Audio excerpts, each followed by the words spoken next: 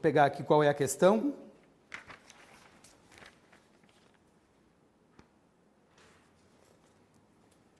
Exercício número 10, página 7.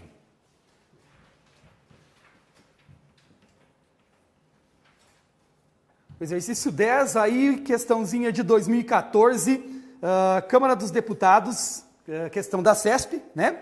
O exercício dizia assim, ó. Em determinado colégio, todos os 215 alunos estiveram presentes no primeiro dia de aula. Opa!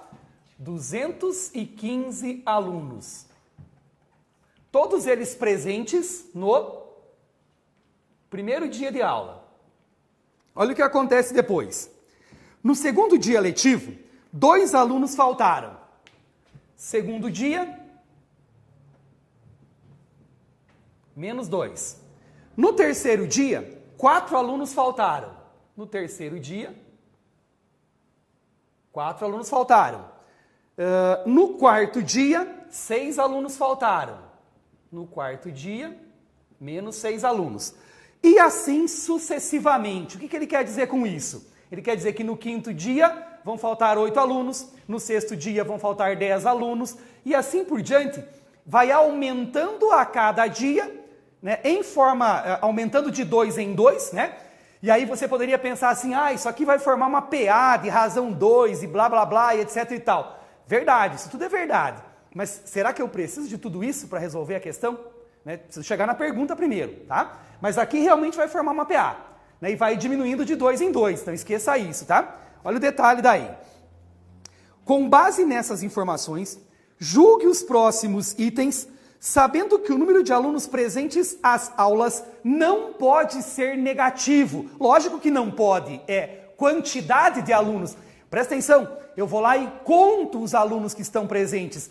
Para contar, eu uso os números naturais. E nos naturais não tem negativo. Começa no 0, só pode ser número positivo e inteiro daí, né? Então não pode ser negativo. A pergunta é assim: se houver um número de aulas suficientes, se eu tiver a quantidade de dias letivos suficientes, e se a regra que define o número de alunos faltosos for mantida, regra? Qual regra? Essa daqui. Que no primeiro dia está todo mundo, depois diminui 2, depois 4, depois 6, depois 8, depois 10 e assim por diante. Então, haverá um dia letivo em que todos os alunos faltarão? Possível ou não é possível? Certo ou errado o item? O item está errado. Por que o item está errado? Porque a minha quantidade de alunos é uma quantidade ímpar. Se esse é um número ímpar e eu vou tirando de 2 em 2... é porque a quantidade de alunos que está faltando aqui é sempre uma quantidade par. E aí toda vez vai sobrar um ímpar aqui. O que vai acontecendo é que eu comecei com 215, depois eu vou cair para 213, depois eu caio para 211, depois vai para 209. Você está percebendo que quando você vai tirando de 2 em 2, sempre vai sobrando um número ímpar aqui? O que vai acontecer lá na frente? Depois de se passarem muitos dias, vai aumentando o número de alunos faltosos, aumentando, até chegar um momento em que você vai ter um aluno na sala, certo? Não pode diminuir 2 e chegar a menos 1 aluno da sala. Como você tem que manter a regra, diminuir de 2 em 2, e não pode dar resultado negativo, significa que você nunca vai chegar no 0. Portanto, quando ele diz assim, então haverá um dia letivo em que todos os alunos faltarão? Não, esse dia não haverá, porque eu vou ter o dia em que eu vou ter apenas um aluno na sala, mas 0 eu não vou conseguir ter. Beleza? Item errado, e a única análise que você fez aí começa pelo fato de ele ser um número ímpar. Nada de usar PA, PG, nada disso. Aí você diz assim, professor, mas isso não cai em prova, tá aí? Certo? Questão de prova. Eu queria um desse na minha prova, eu também. E o que eu torço mesmo de coração é que você não erre uma questão dessa. Porque essas são as questões que a gente não pode errar, né? Deixa para errar de tautologia, como é que é o outro nomezinho lá? De contingência, né? Que são mais complicadas aí, tá? Sobre pares e ímpares, só algumas observações a mais aqui, tá, gente? Olha só. Primeiro, o número... já está claro aqui para nós que quando o número é par, eu posso dividir por 2. Quando o número é ímpar, eu não posso dividir por 2, né? A divisão não é exata. E eu quero falar um pouquinho sobre essa ideia da divisão já, né? Mas Primeiro vamos explorar aqui a ideia dos pares primeiro. Nas duas operações básicas, adição e multiplicação, porque aí você estende isso para as outras, tá? Na adição, o que acontece se você somar, e lembre-se aí que a adição ela é comutativa, então não importa a ordem, tá? Pensa assim, ó, se você somar dois números pares, par mais par, qual é o resultado disso? Um par mais um par vai dar sempre resultado par. Se eu somar um par com um ímpar, o que vai acontecer? Sempre. Par mais ímpar vai dar sempre ímpar, por causa do 1 que está sobrando aqui no ímpar. Ele vai continuar sobrando. Então esse cara aqui vai ser ímpar. Se eu pegar dois ímpares e somar, o que dá ímpar mais ímpar? Vai dar sempre par. Por quê? Porque esse cara aqui tem um sobrando, que não deixa ele ser par. Esse cara aqui tem outro 1 sobrando que não deixa ele ser par. Quando você juntar esses dois 1 que estão sobrando aqui, ele vai formar outro par. Então, todo mundo aqui vai ser par. Certo? Então, a soma de dois pares vai dar par, a soma de dois ímpares vai dar par também, e a soma de um par com um ímpar vai dar ímpar. Tá? Essa é a ideia aí para adição, né? Professores, se for um ímpar e um par, dá na mesma que par e ímpar porque é comutativo. Tá? Para a operação de multiplicação. Fala sério, velho. Que isso? Para a operação de multiplicação. Isso que eu nem fiz o TRE ontem, né? Realiza, Carolina. Para a operação de multiplicação, o que nós temos?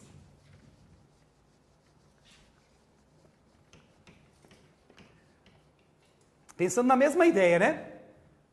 Se eu multiplicar um número par por um número par, o que acontece se eu fizer par vezes par?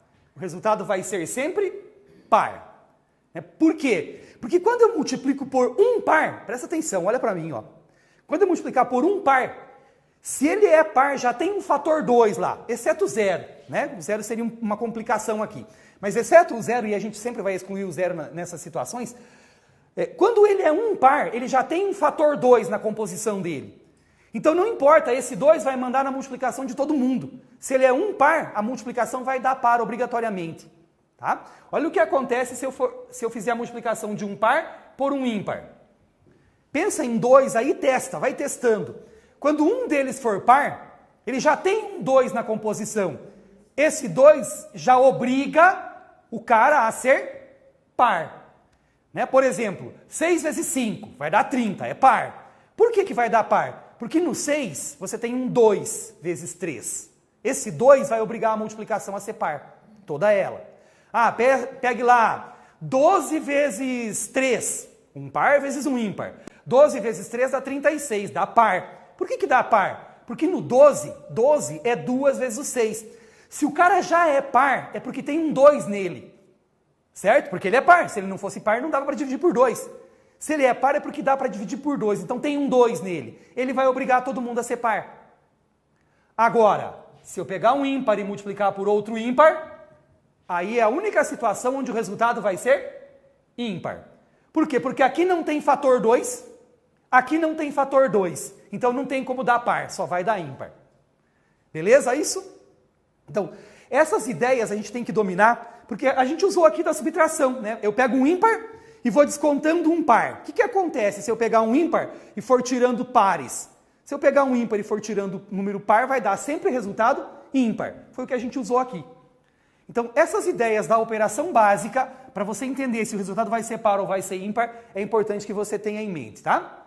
Sobre par e ímpar é isso. Conhecer o que é par ou o que é ímpar, né? Porque em duas situações eles podem aparecer aí nas suas questões. Na primeira, como a gente viu agora, é uma análise subjetiva. Quando eu olhei para o número e vi que era 215, ele é um ímpar, eu vou tirar sempre uma quantidade par, então eu estou usando par e ímpar. E outra, quando na afirmação ele usa, ao invés de dizer para você, na afirmação da CESP ali, né? Ao invés de ele dizer para você assim, então o resultado desse problema é o número tal, para não dar a resposta para você, ele vai dizer assim, então o resultado do problema é o número par, ou esse resultado é o número ímpar. Você tem que saber o que é par, o que é ímpar, e saber brincar um pouquinho com eles, tá? Como a gente já fez aí nessa primeira questão. Saindo aí da ideia de par e ímpar, para a gente não cometer erros básicos, eu preciso lembrar isso daqui, apesar de ser uma coisa muito comum nas minhas aulas, E aí eu estou tentando fazer um caminho um pouquinho diferente nesse curso, né? Mas isso aqui eu preciso lembrar, tá? Existem situações onde a gente vai ter que resolver mais do que uma operação. Se eu tiver que resolver mais do que uma operação, eu estou dentro de um campo chamado expressão numérica. As expressões numéricas,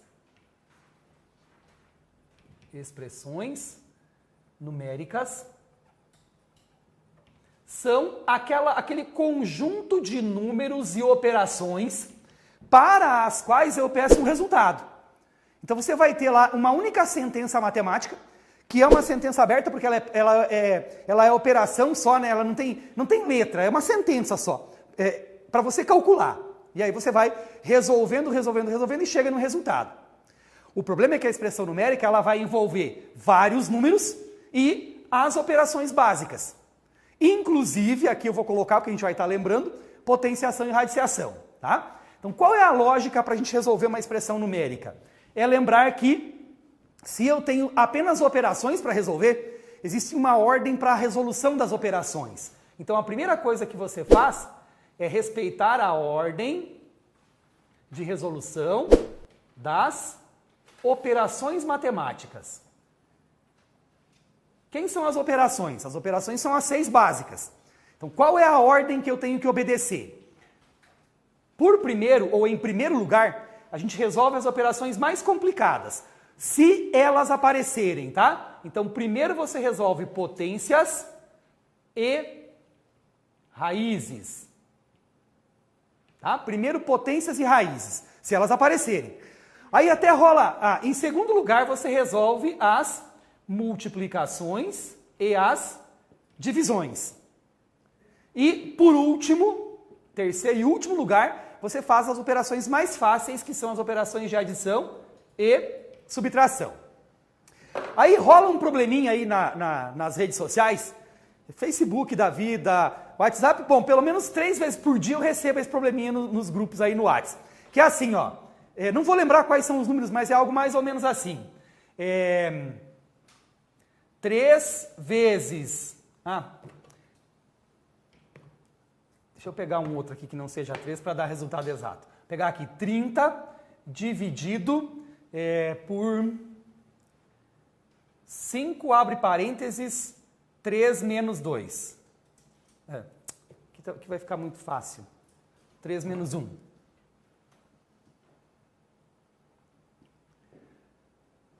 Cinco dividido por 5, entre parênteses, 30 dividido por 5, entre parênteses, 3 menos 1. Bom, o que acontece aqui? Já aproveitando para brincar um pouquinho, usar o probleminha lá, né? Aqui eu coloquei uma parte da expressão entre parênteses. Né? O que a gente chama isso daqui? Isso aqui é o que a gente chama de sinais de pontuação. Por que eu preciso dos sinais de pontuação na matemática? Quem são eles? Parênteses, colchetes e chaves. Por que eu preciso dos sinais de pontuação?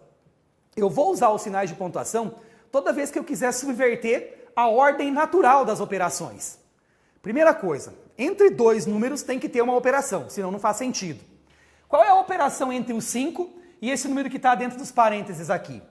Quando não aparece o operador, é porque ele é uma multiplicação. Então aqui tem um pontinho de vezes. Olha o que acontece se eu tirar essa expressão de parênteses, se eu não colocar parênteses mais ali. Ela ficaria assim, ó, 30 dividido por 5 vezes 3 menos 1. Desse jeito, né, assim, sem os parênteses, o que acontece?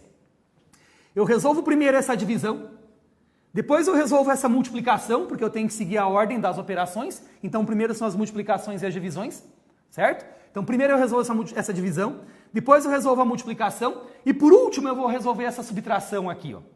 Tá? Por último a subtração, por quê? Porque a adição e a subtração são as últimas operações que eu resolvo. Quando tem, por exemplo, divisão e multiplicação que está no mesmo nível, aí eu vou de cá para cá, é isso? Ali que está o segredo desse probleminha aqui, né? A gente resolve na ordem que elas aparecerem, sempre da esquerda para a direita, né? Na forma da leitura. Então, na ordem que elas aparecerem. Por que eu usei os parênteses aqui? Né? Você colocou o parênteses porque você quer obrigar o problema a resolver primeiro a subtração. Mas espera, se eu tinha uma multiplicação e uma subtração, A regra me diz que primeiro eu tenho que fazer a multiplicação, para depois fazer a subtração. Não, mas eu quero que a subtração seja resolvida por primeiro. Então o que eu faço? Eu coloco a subtração dentro dos parênteses.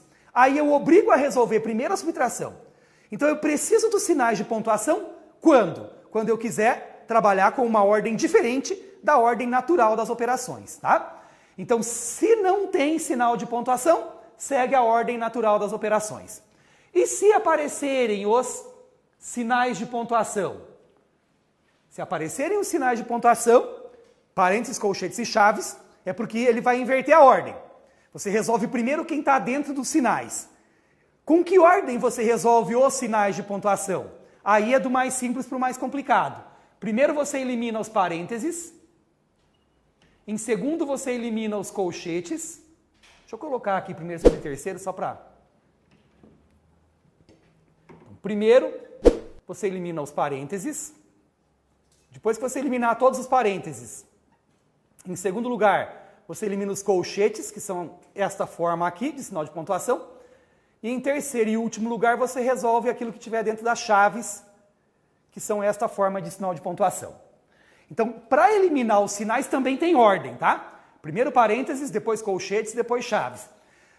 Ainda que hoje, e a gente que é do mundo dos concursos estuda isso, né? Ainda que hoje lá no Excel, a gente já abriu mão, já abortou essa ideia de parênteses, colchetes e chaves, né? A gente usa só parênteses, porque a gente sabe que tem uma ordem, né?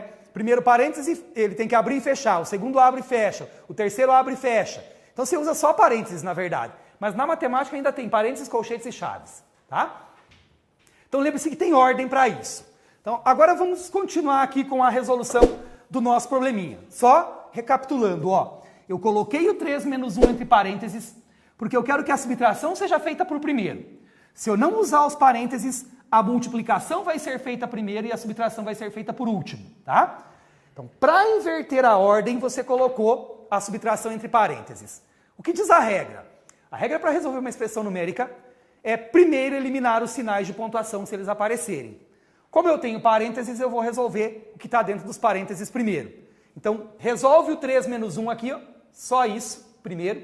Você vai ter 30 dividido por 5 vezes, quanto que é 3 menos 1? 2. E isso vai ser igual a quem? E aí vem a brincadeirinha lá, né? Qual é o resultado disso? Aí as pessoas se confundem.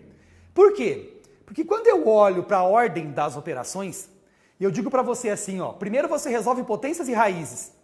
Em segundo, multiplicações e divisões. Por último, adições e subtrações. Eu coloco os pares de operações inversas no mesmo nível de resolução. Entre eles não existe ordem de precedência. E se aparecerem dois ao mesmo tempo? Quem eu resolvo primeiro? Aí você segue a ordem em que eles aparecerem, tá? Então você resolve. Aqui você tem divisão e multiplicação. Não tem ordem, eu tenho que resolver as duas no mesmo nível. Quem eu resolvo primeiro? Você resolve primeiro quem aparecer primeiro. Então aqui, ó, se eu resolver 5 vezes 2 primeiro, que dá 10, e daí fizer 30 dividido por 10, o resultado vai ser 3. Mas eu tenho que fazer primeiro a divisão, porque a divisão aparece por primeiro. Então você resolve isso aqui primeiro. 30 dividido por 5, 6 vezes 2, resultado do exercício, agora sim, 12 e não 3. Tá?